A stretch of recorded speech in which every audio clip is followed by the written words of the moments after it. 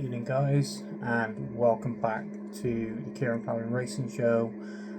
This video is my weekend preview of still continuing on the flat with four races from Newmarket and 2 handicaps from Haydock, all covered on ITV. Obviously, thanks to those who've watched my stable tour content currently that I put out with Paul Nicholls and Dan Skelton. There'll be plenty more coming. I will be filming another one tomorrow in regard for another top high ranked trainer in the UK, and then we will go from there. Monday probably the next one, and then Wednesday, and so forth and so forth. But thanks again for joining. Thanks again for subscribing to the channel. If you haven't already, please like and subscribe to the channel. It helps me a lot. It doesn't cost you anything. And we'll go from there. But yeah, we've got 4 races at Newmarket to cover.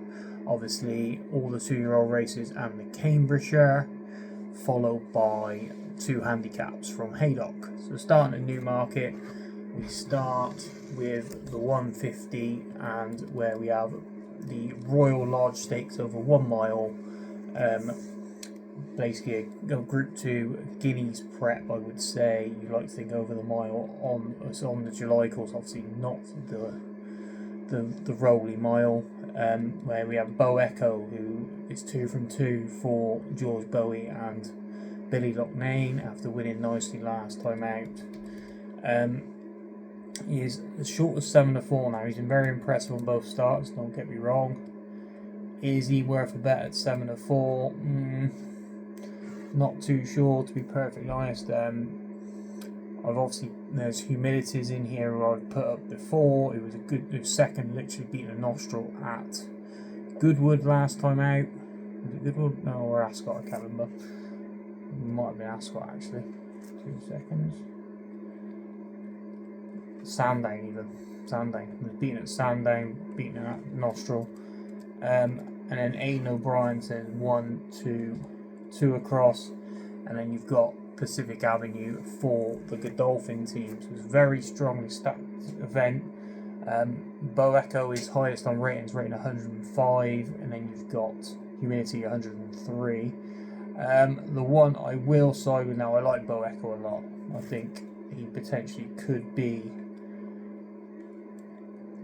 the Guineas horse in the making, but the one I'm going to back and put up as a selection purely and simply on price alone is the Godolphin horse.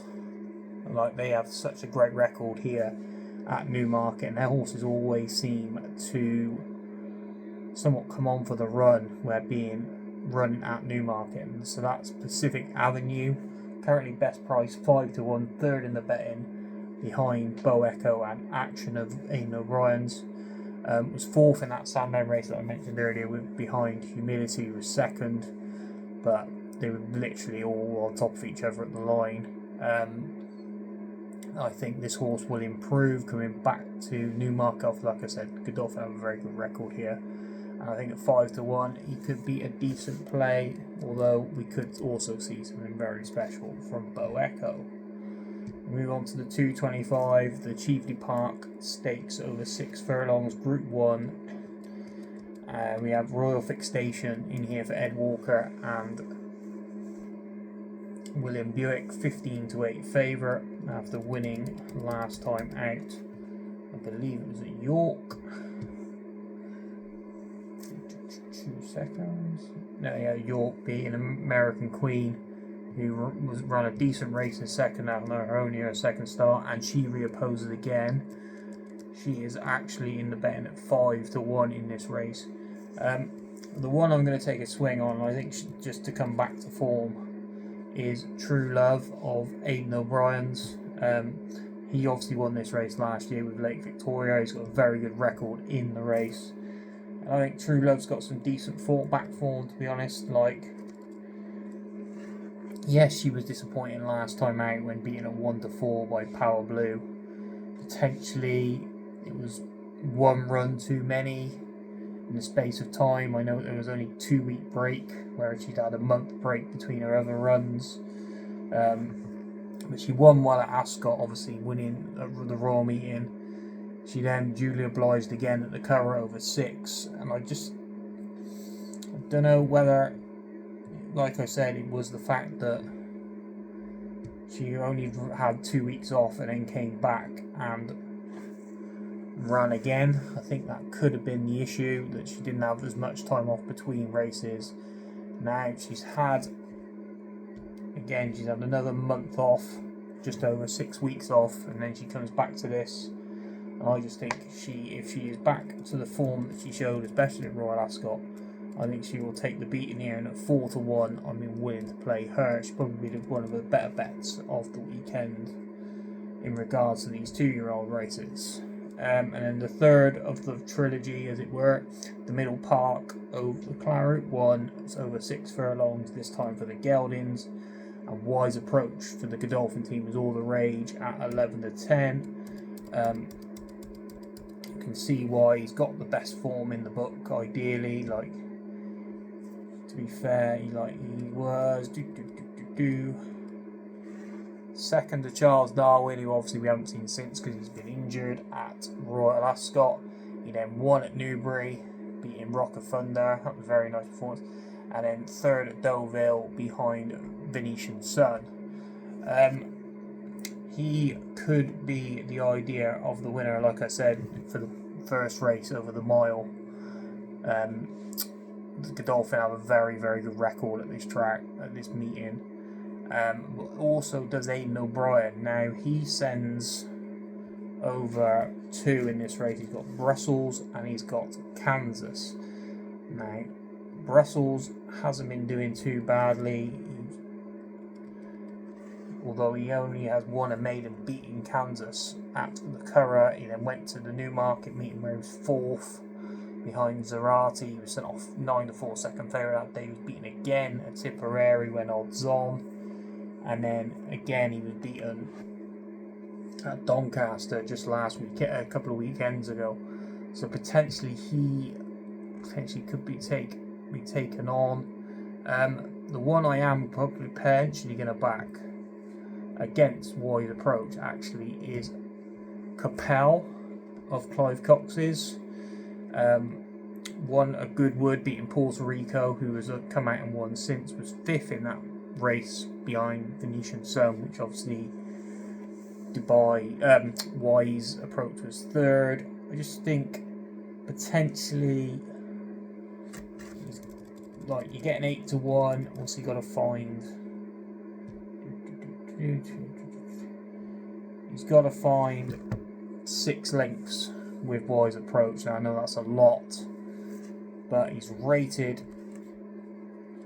Right, there's £5 difference in the ratings. And he's 8-1. Potentially, I think he could improve again. Wise Approach would be the horse to beat. At 11-10, I wouldn't be putting up an 11-10 shot. I'd be taking him on with Capel, who of Clive Cox's, Ross O'Ryan in the saddle. He is currently best price. 2 seconds. You can get 17-2 about this horse. That's a lot more willing to take a bet on him. Have a swing at that. And then we move on to the big handicap of the meeting, the Cambridgeshire over the mile 1, and where Treble T is favourite for, I believe it's Ed Walker. 2 seconds. Nope, Simon Crisford, Kieran Schumacher will take the ride. Won very nicely up at Doncaster last time out. Beating Cash, who reopposes for David Sincock. But the one I like in here, and I think he's going to be quite a decent price, to be honest. 2 seconds. He is, yeah, he's 14-1, and it is Real Gain of Richard Hughes's, recently purchased by Waffenham Racing.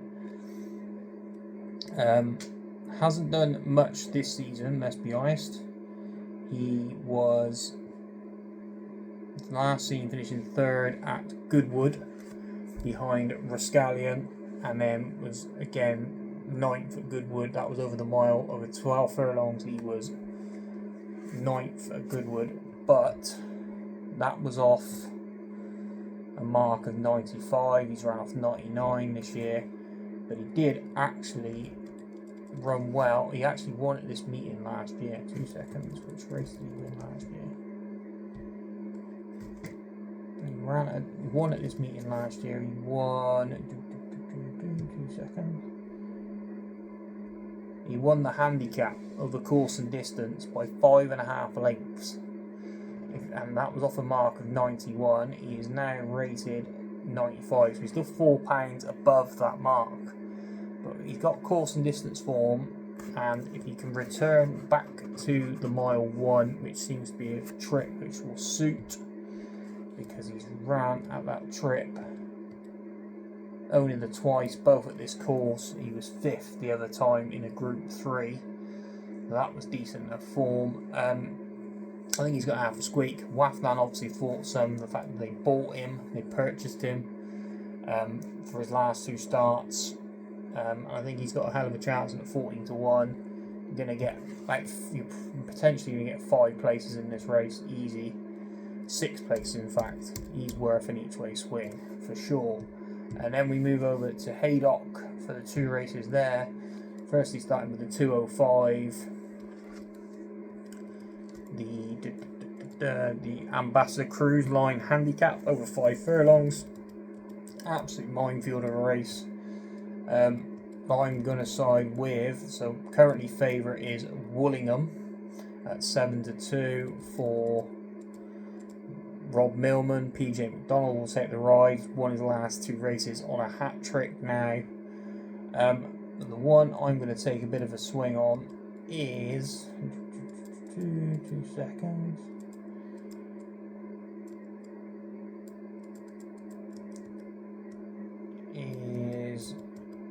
There he is, Blue Storm, who is top of the weights currently in the betting.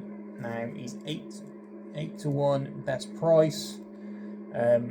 He's running some decent handicaps. He was 6th at this meet at the quarter of a course and distance last time out behind Democracy Dilemma. That's not horrific form, but he won this time last year. He won at this meeting, beating Wiltshire ahead. That was off of 99. Like I said, he now runs off at 100 here. In fact, he actually won this race last year, and he's only £1 higher from when winning that race last year. Like I said, course and distance form, and I just think, like, you're going to get 4. So far, you're getting 3. You might get 4 places on the day, but 8 to 1, he could be a decent each way swing. And the final race we're going to cover, the 3:15, the Odds Checker Handicap over 7 furlongs, well, just under a mile, where First Ambition is favourite here for Carl Burke. Sam James in the saddle, first time in a handicap after 2 wins, very unexposed. But I'm going to give, now this horse I backed a few starts back, and he's not run too badly this season, to be honest. I think he's going to be a bit of a massive price.